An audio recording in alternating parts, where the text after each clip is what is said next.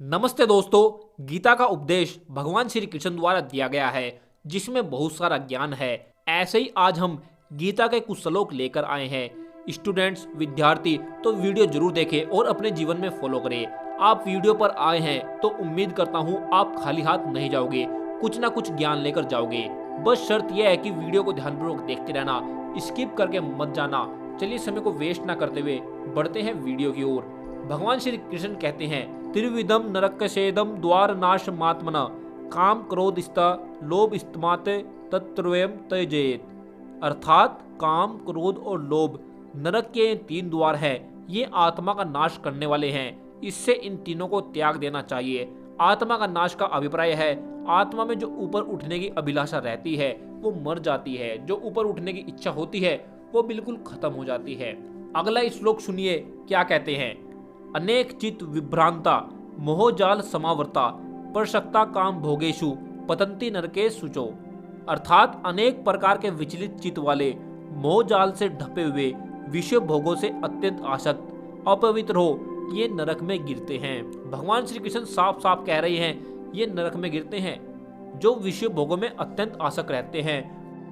भगवान श्री कृष्ण ने नरक का द्वार क्यों कहा है, चलिए जानते हैं इस श्लोक में। ध्यायतो विषयानुपुंस संगस्तेतु पजायते संगात संजायते काम कामात क्रोधो भिजायते क्रोधात भवति समोह समोहत स्मृति विभ्रम स्मृति भ्रंशाद बुद्धिनाशो बुद्धिनाशत प्रणशेति। अर्थात विषयों का चिंतन करने वाले मनुष्य की उन विषयों में आसक्ति हो जाती है।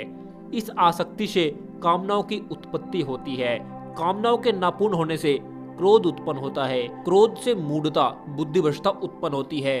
बुद्धि के भ्रष्ट होने से स्मरण शक्ति विलुप्त हो जाती है। स्मृति के विनाश होने पर सब कुछ नष्ट हो जाता है। जब हमारी विषय काम भोग की इच्छा उत्पन्न होती है उससे हमारी कामनाएं बढ़ती हैं। कामनाएं बढ़ेगी और अगर वो पूर्ण नहीं होगी तो उससे क्या होता है, क्रोध उत्पन्न होता है। और अगर क्रोध उत्पन्न होगा, अगर वो पूर्ण नहीं होगा तो हमारी बुद्धि भ्रष्ट होगी। और अगर हमारी बुद्धि भ्रष्ट हुई तो हमारी स्मरण शक्ति विलुप्त, नाश हो जाता है स्मरण शक्ति का। और इसका नाश होते ही सब कुछ नष्ट हो जाता है। विद्यार्थी जीवन में काम वासनाओं को रोकना चाहिए, अपनी ऊर्जा की रक्षा करनी चाहिए, वीर्य का बिल्कुल भी नाश नहीं करना चाहिए। भगवान श्री कृष्ण की इन बातों को अपने जीवन में फॉलो करो। जो विद्यार्थी जीवन में अपने अमृत रूपी वीर्य ऊर्जा का नाश करता है उसके सामने ये भयंकर दुष्परिणाम आ जाते हैं। काम पीड़ित वीर्यवगन, वीर्य को नष्ट करने वाला बालक बड़े आदमियों की तरफ से आंख मिलाकर नहीं देख सकता। किसी अपराधी की तरह शर्मिंदा होकर नीचे देखता रहता है अथवा मुंह छिपाना चाहता है। वीर्य नाश करने वाला का आनंदमय व हंसमुख चेहरा दुखी व उदास बन जाता है। सूरत रोनी बन जाती है। प्रसन्न स्वभाव नष्ट होकर चिड़चिड़ा, क्रोधी व रूखा बन जाता है। चेहरा फीका, पीला व मुर्दे की तरह निस्तेज बन जाता है। गालों पर पहले की वह गुलाबी छटा नष्ट होकर झाई पड़ने लगती है। काले काले दाग पड़ने लगते हैं। यह अत्यंत वीर्यनाश का निश्चित लक्षण है। आंखें व गाल अंदर धस जाते हैं और गाल की हड्डियां खुल जाती है। बाल पकने व झड़ने लगते हैं। मूछें पीली व सुर्ख या लाल बन जाती है। 16 वर्ष के उपरांत बाल का सफेद होना वीर्यनाश का स्पष्ट लक्षण है। कोई भी रोग न रहते हुए भी अकाल ही में वृद्ध पुरुष की तरह झज्जर, दुर्बल, ढीला बनना, किसी अच्छे काम में दिल न लगना व नताकत बनना तथा थोड़े ही परिश्रम से व दौड़ने से हांफने लगना और मृत पिंड की तरह उत्साहीन बनना, दैनिक काम करने की भी इच्छा न लगना, सामान्य से सामान्य काम भी कठिन लगने लगता है। चित्त में कुचिंताओं का बढ़ना, थोड़े ही डर से छाती में बेद धड़कन आना तथा भयभीत हो जाना, थोड़ा सा भी दुख पहाड़ के समान मालूम होना, बार बार झूठी ही अस्वाभाविक भूख लगना अथवा भूख का मंद पड़ जाना, यह भी वीर्यनाश का प्रमुख चिन्ह है। अपच और मलबत्ता, कब्ज इसका निश्चित परिणाम है। चटपटे मसालेदार पदार्थ खाने में रुचि रखना, वीर्य का पानी जैसा पतला पड़ना और पेशाब के समय भी वीर्य का बूंद बूंद बाहर निकलना, यह भी वीर्यनाश का ही परिणाम है। इसका अंतिम भयानक परिणाम पुरुष तत्व का नाश अर्थात नपुंसक बन जाना है।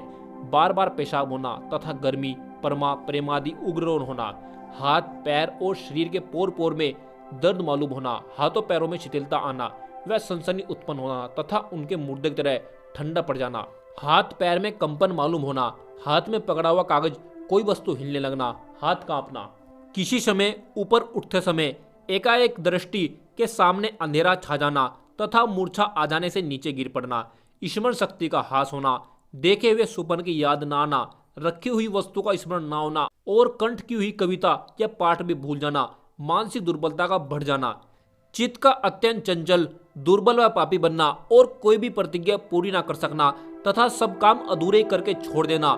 जब शरीर में हिम्मत ही नहीं है तो प्रतिज्ञा पूरी नहीं कर पाते, काम अधूरा छोड़ देते हैं। एक भी अच्छा काम पूर्ण ना करना, गिरगिट की तरह सदा विचार या निश्चय बदलते रहना और सदा मन मलिन व अपवित्र बने रहना, दिमाग में गर्मी छा जाना, नेत्रों में जलन उत्पन्न होना व नेत्रों से पानी बहने लगना, माथे में, कमर में, मेरुदंड में और छाती में बार बार दर्द उत्पन्न होना, दांत के मसूड़े फूलना, मुख से महान दुर्गंधि का आना तथा शरीर में भी बदबू निकलना। वीर्यवान के शरीर से सुगंधि निकलती है, अतः दांत को बिल्कुल साफ रखना चाहिए। अगर आप वीर्य की रक्षा करोगे तो आपके मुंह से भी बदबू नहीं आएगी और आपके शरीर से भी बदबू बिल्कुल नहीं आएगी।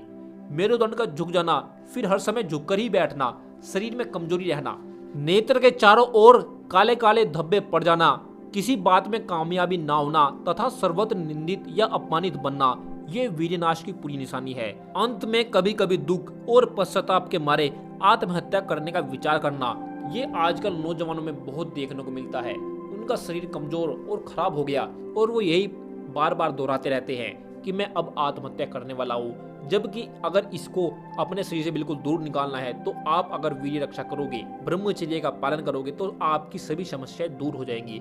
अगर इस उम्र में आप अपनी ऊर्जा वीर्य की रक्षा करेंगे तो आप अपने जीवन में सब कुछ पा सकते हैं।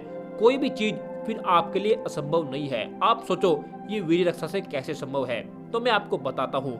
जब आप अपनी ऊर्जा की रक्षा करेंगे और दिन रात मेहनत करेंगे, उसके बाद भी आपको थकान नहीं होगी, तो फिर आप और ज्यादा मेहनत कर सकते हो, ओवर टाइम कर सकते हो। आपके पास ऊर्जा है, बस फिर क्या, थोड़ा दिमाग लगाओ, आप अपने काम में धीरे धीरे सफल होने लगोगे। एक बात समझने की है, आपने अपनी ऊर्जा का नाश कर दिया और कोई आपको कहे एक्स्ट्रा काम करने को तो आपकी हिम्मत, ऊर्जा खत्म हो जाती है।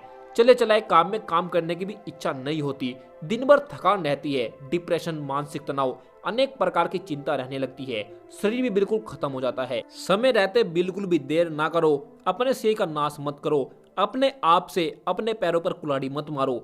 अभी भी समय है, अगर अब समय निकल गया तो ये वापिस नहीं आएगा। आज से ही ध्यान रखो। अपनी ऊर्जा बचाने के अधिक फायदे जानने के लिए डिस्क्रिप्शन में लिंक है, वीडियो देखो। वीर्य रक्षा ब्रह्मचर्य के बहुत ज्यादा फायदे हैं। आपको शायद ये मजाक लग रहा होगा। अगर आप 30 दिन का ब्रह्मचर्य का चैलेंज लेते हैं, 30 दिन ब्रह्मचर्य करते हैं, तो उसके बाद देखना आपके अंदर भयंकर परिणाम आएंगे। लेकिन शर्त ये है कि जैसे मैंने आपको ब्रह्मचर्य के नियम बताए हैं, आप पिछली वीडियो देख सकते हो, उसी के अनुसार आपको ब्रह्मचर्य के नियम करने हैं, या डिस्क्रिप्शन में लिंक है, आप वो नियम करें।